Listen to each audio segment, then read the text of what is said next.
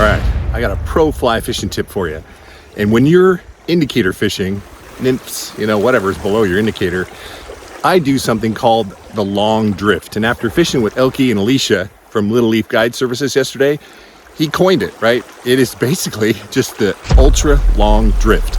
Don't be afraid, right? You want to fish kind of cast up from you, let it swing by you, but don't be afraid to peel out a whole bunch of line and just let that indicator keep on drifting downstream until you can barely see it. I have caught so many fish doing the long drift like that. It just helps you cover a lot more water when fishing big rivers like that.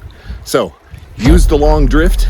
It's a little harder hook set, but the reward can be pretty good.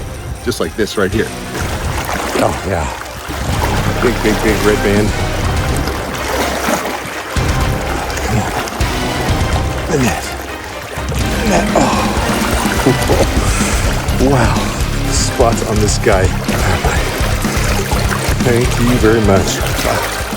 All right, well, I hope that helps you catch more fish the next time you're fishing a big river. And hey, if you need a little help with your fly fishing cast, 8 minutes right here. It'll help you cast that fly rod just a little bit further. All right, everybody, till the next time, fish on.